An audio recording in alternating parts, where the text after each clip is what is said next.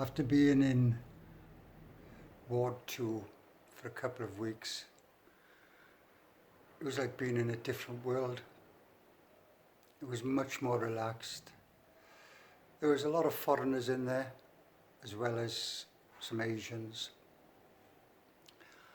But my lifestyle had completely changed. Every day, Lando and Lenny would have tobacco and charas, and every day I had a smoke, and life was good. Even though I was still getting lots of pain in my knees, it didn't matter. I was having good food to eat, and they had a colour TV. They paid to have HBO and some other channels so we could watch films and that, and life was just too good. Anyway, as time was going on, we were coming up to October and the weather was starting to change, and Lando showed me how to boil water. Now, like I've said previously, in the cells or in barracks, there was no light switches or sockets, nothing like that. In cells, there was just two wires on the wall, and if you took one wire off, the light bulb would go out. Simple as that. And so this night, he got this wire. He had two lengths of wire, a couple of meters long each,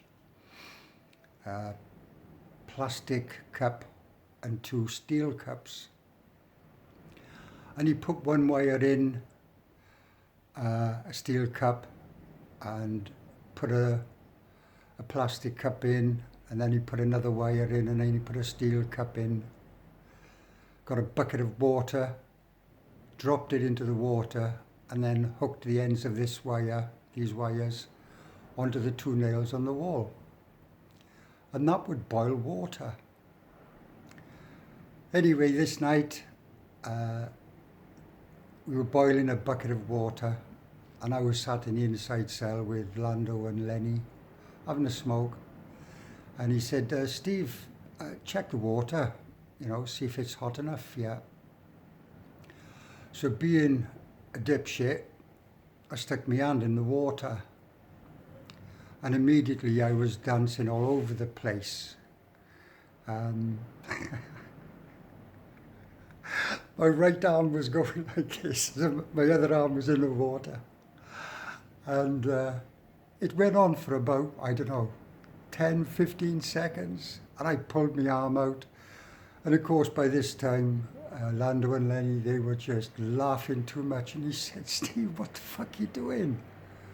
I said, you told me to test the water. He said, I wanted you to put your hand on the outside of the bucket to feel if it was warm or not.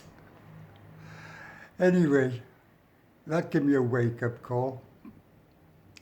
But every night we would do this, and Lando always had packets of milk, and each night he'd drop a packet of milk, it was in a plastic bag, drop it into the water, and after some time we would have hot coffee.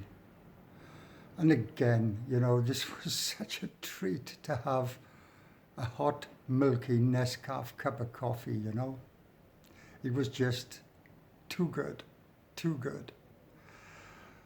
And of course, we used the water then to shower with. So every night we would have hot water. You boil up one bucket of water, and that would give you probably 3 buckets of water.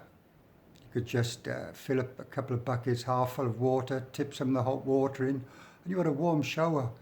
And that was such a treat. It really was.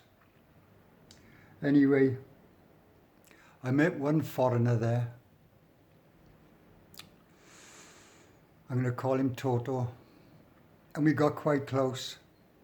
And there was a small area by the side of the cells where you could walk, only about 3 or 4 meters square, but we would just walk around and around, and we would talk, and he'd been in Tihar for some years. He was only a young guy, in his mid-20s, whatever, but very knowledgeable. His English was virtually perfect. And later on, as time went on, we got very close. And I will talk about that in later videos. In October, my wife came to see me, and she brought me some gloves.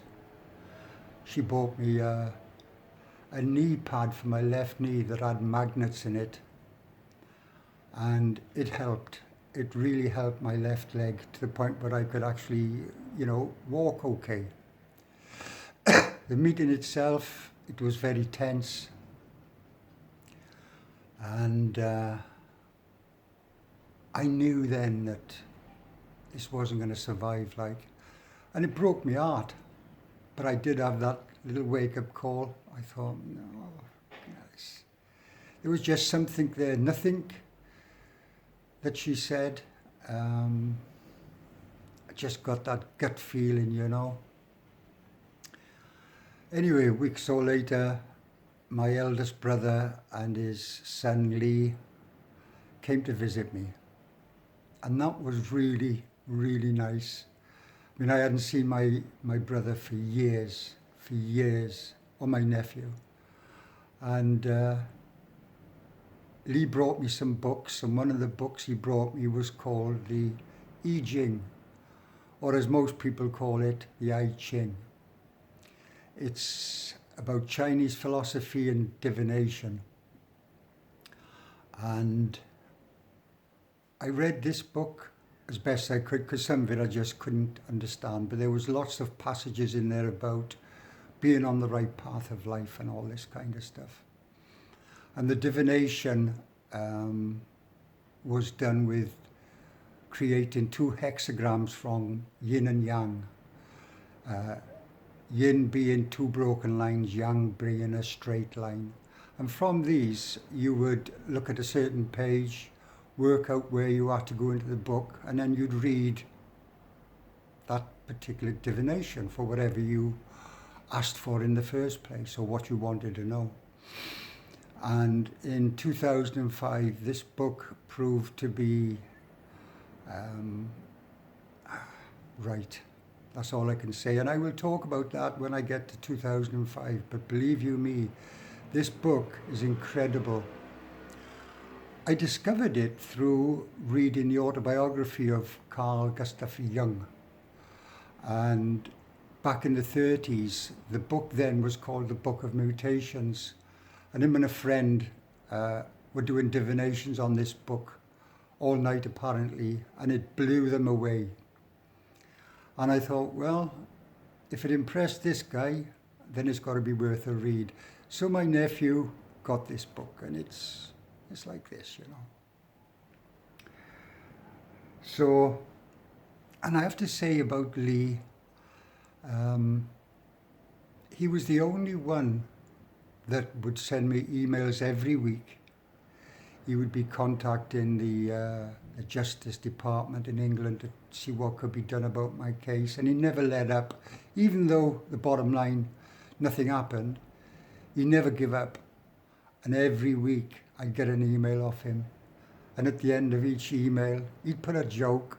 And of course I used to share this with other people, and they'd say, "Have you got an email off Lee?" And I'd say, "Yeah, man," and I'd read the email to him and tell him the joke.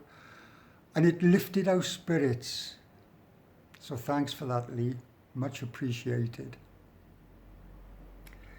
Another foreigner, can't remember his name, but I used to sit with him from time to time to have a smoke. I was talking to him about numerology. It was something that I wanted to get into. For whatever reason, I just wanted to look into it. So he got me a book from the outside, got it in for me, by a guy called Harish Chouari, and it's Eastern Numerology, just based on numbers 1 to 9 and planets 1 to 9. And this book is amazing. It is truly amazing. I have read this book many times, and when I know the birth date of a month of anybody, I know the character straight off, and it's never failed. It's an incredible book, and that's all I'll say on that.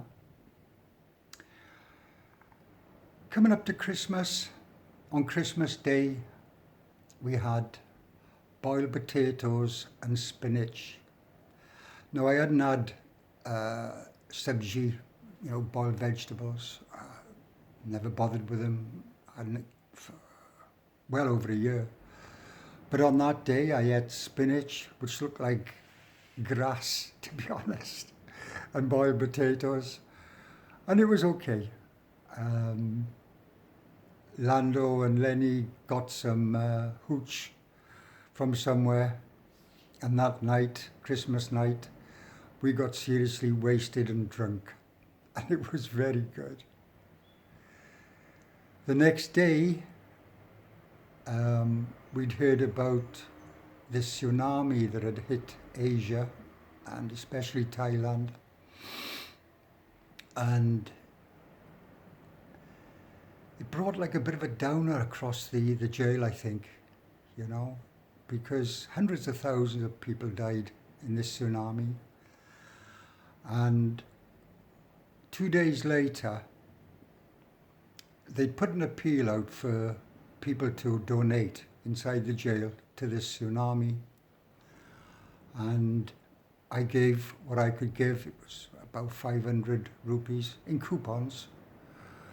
Lots of people give money. In the end, they've raised over 100,000 rupees, which was about 1,200 odd pounds, I think, something like that.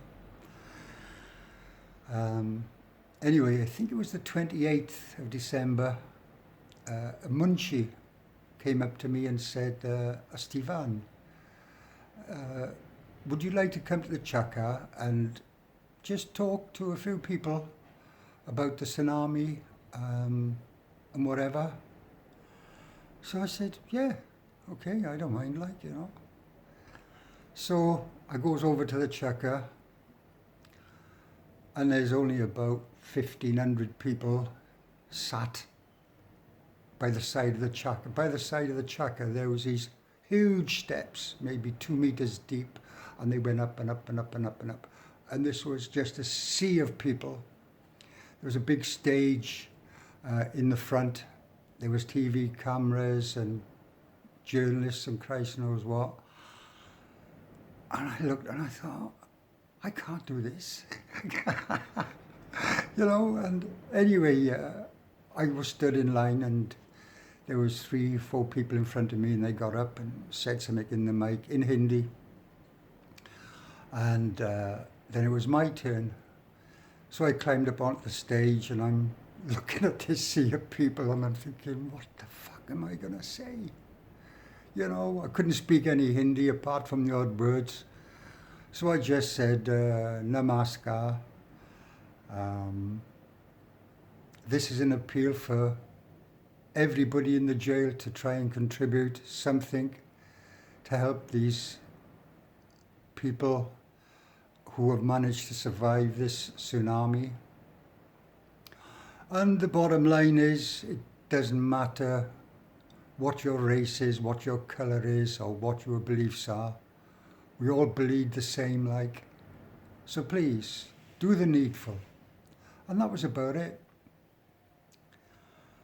And anyway, that night, I was on national news.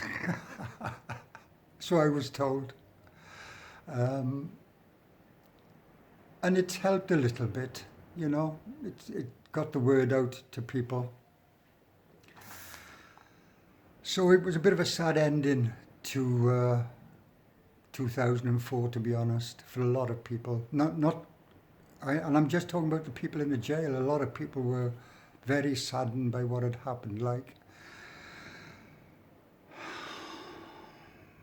But that's how it is, what it was.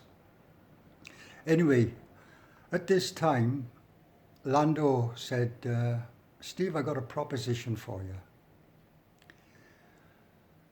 He said, why don't you ask your wife to come to Delhi? He said, I will set her up with an apartment, a cleaner, and a car, and I will give her 300 rupees a week to buy her food. And all she's got to do is to keep in contact between my lawyer and me. And, you know, maybe bring in a bit of extra food on a mullah being a meeting. And he said, we'll see how it goes. He said, you know, it's not going to cost her anything, and she'll actually get something out of it. So I wrote a letter to her and explaining the situation. And I said, you know, the other thing is we'll be able to see each other at least once a week. And I got no reply. And even in the January, I'd sent her emails. I asked her again, and she never answered me, and she never came. And like I've said previously, after that meeting, the last final time I saw her was in May of 2006. And that was the end of that story, as far as I'm concerned.